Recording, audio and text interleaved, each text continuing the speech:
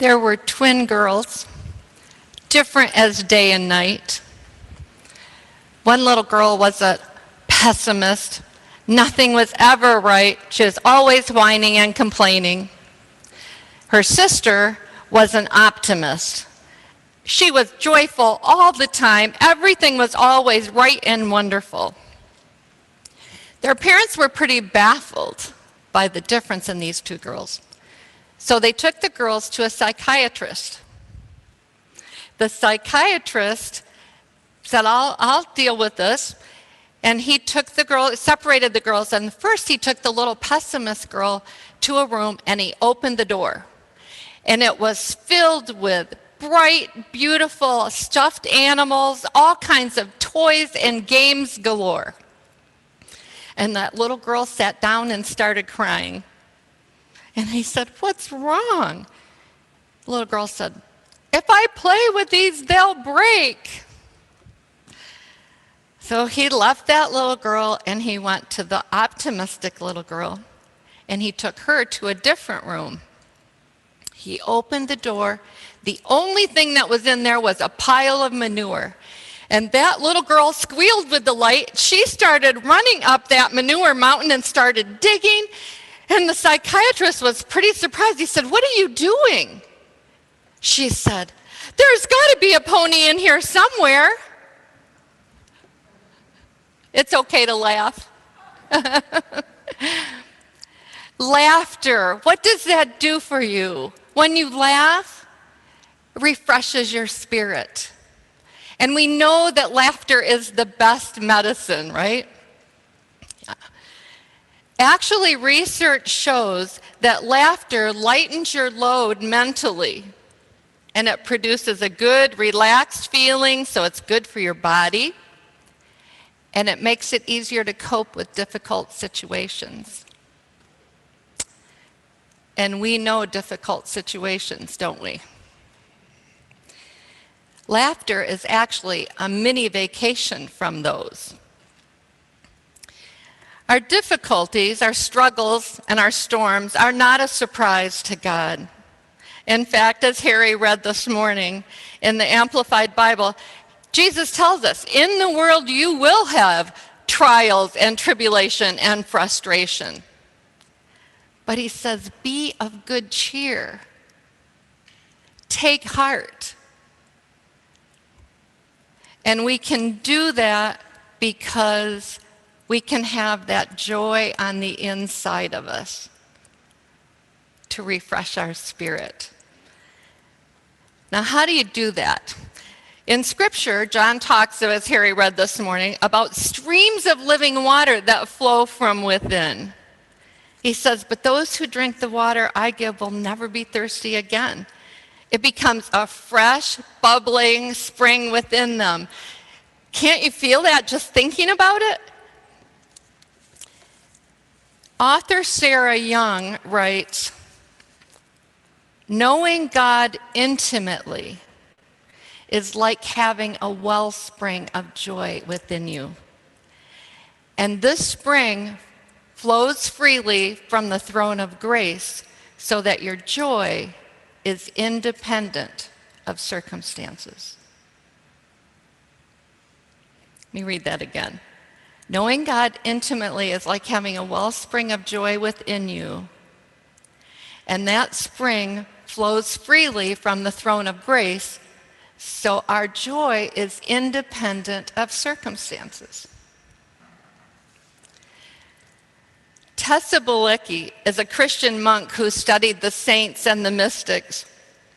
And she says the saints took God alone so seriously that they could take everything else lightheartedly.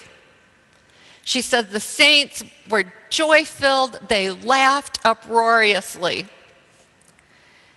Tessa also says laughter is a sign of deep faith.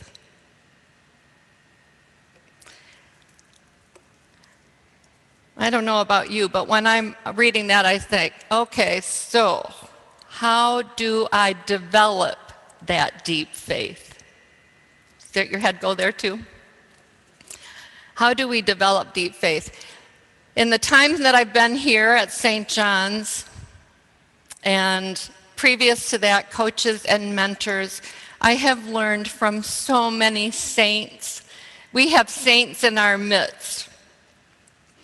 And I'll share 3 things that I've learned about developing that deep faith, which leads to joy, developing that wellspring of joy within us. And I'll start with Catherine Steck, a saint in our midst. And by the way, she turned 100 last March. I asked Catherine what refreshed her spirit. She didn't miss a beat. First thing she said, I pray to the Lord every day. She knows about the importance of spending time with God.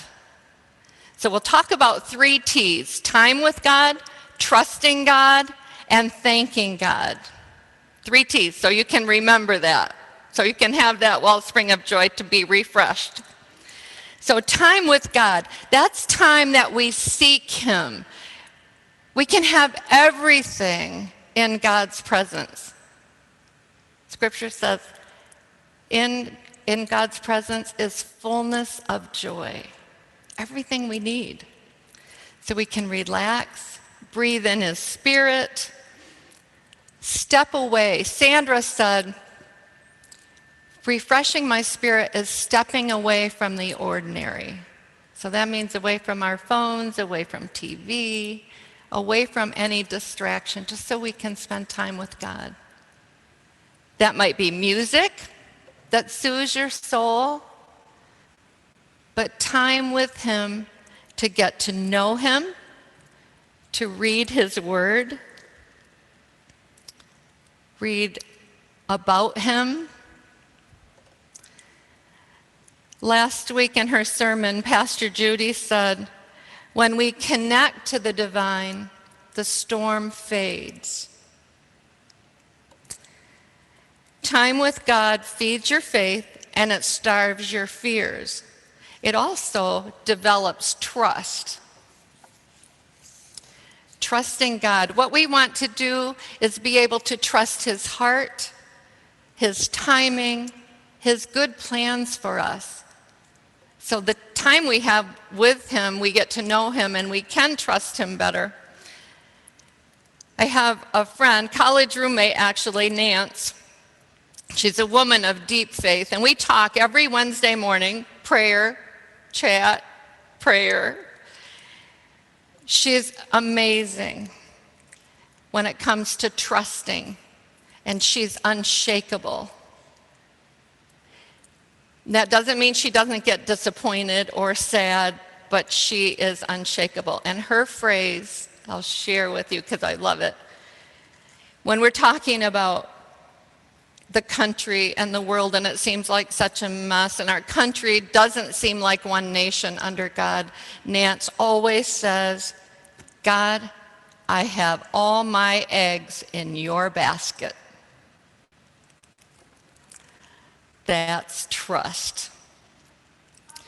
So when we trust God, we can expect His kindness, His goodness, His blessings. We can know that He is going to work all things for good. So we can have that joyful anticipation, the same as that little girl who climbed up the manure mountain and looked for a pony in there. And the next thing we do when we trust God so much, we just thank Him for everything.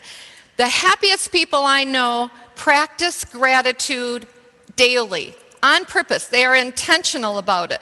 They write it, they speak it, and their happiness and their feelings not based on circumstances. Their continual refreshment comes from that wellspring of joy within. And I want to read what Laura wrote about gratitude, thankfulness. She says, what feeds my faith is acknowledging and thanking God daily for the blessings He has given me. It is conscientiously looking for good. Found a great parking spot at work? I thank God. enjoying a warm breeze blowing across my face as I sit alone in my backyard under a 100-year-old oak tree, I thank God. Had a family get together and everyone actually got along, I thank God. Someone pulled out in front of me and then proceeded to drive slowly and then turn left. I thank God for the grace of not honking my horn or giving any unchristian-like gestures. Difficult coworker, I thank God for closing my mouth until I can think of an appropriate response. Thanking God is key for Laura.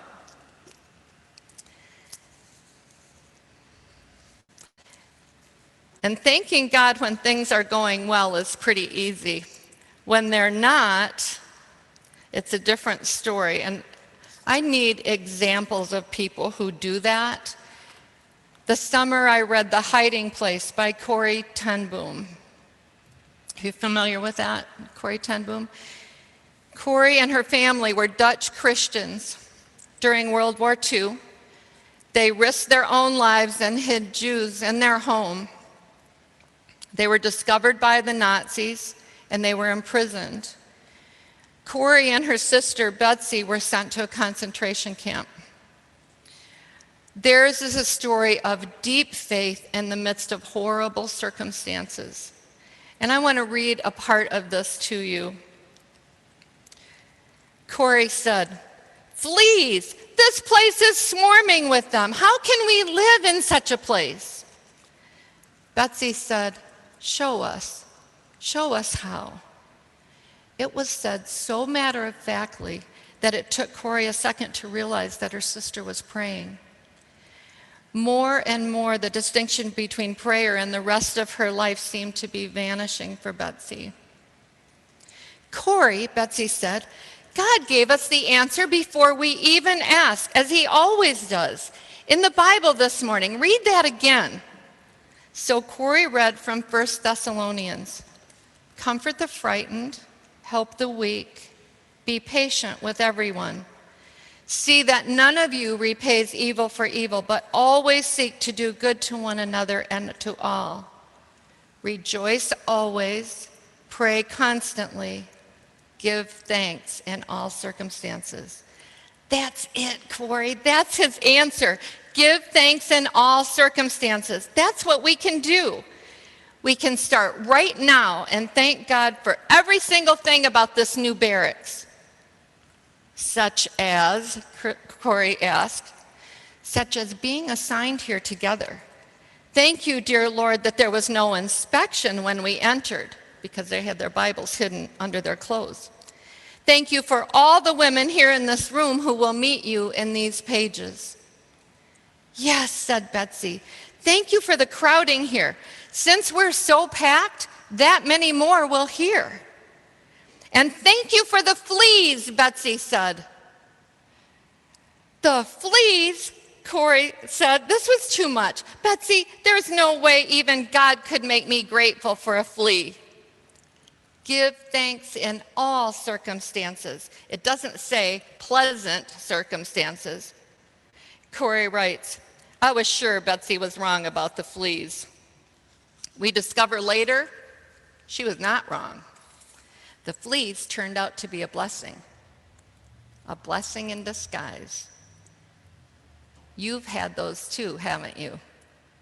Something that you thought was terrible at the beginning, but God used it for good and it turned out well for you?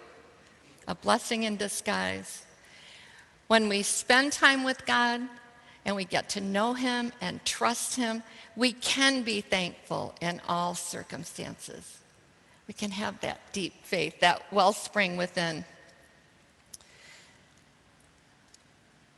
So time with God, trust him, thank him. And this should be the end of my sermon, time-wise. Another saint among us said, Irv, thank you for this. Irv said, "How long is your sermon?" I said, "It might be about 15 minutes." And he said, "I think 10 or 12 is good." But I have to tell you one more thing. Nellie was 90 years old, and she was driving 3 of her best friends in the car when a policeman pulled them over. Nellie was shocked. She said, "But officer, I was going the speed limit. What seems to be the problem?" "Ma'am, you weren't speeding," he said. "You were going much slower than the speed limit, and that can be dangerous." Nellie was just a little bit indignant. She said, "But sir, I was going exactly the speed limit, 22 miles an hour." The officer stifled a chuckle. "Ma'am, 22 is the highway number, not the speed limit." Nellie was embarrassed. She thanked him for pointing out the error. And the officer looked at the other ladies in the car and he said, "Before I let you go, I have a question. Is everybody okay? None of the other ladies has said a word, and they're as white as ghosts." Nellie says, "Sure, they'll be fine. We just got off 115. Laugh, it's good for you. Laughter refreshes your spirit. Be intentional about your laughter. Think about it. Do things that make you laugh. Spend time with people that make you laugh. Laughter is a sign of deep faith, and deep faith refreshes your spirit like nothing else ever can.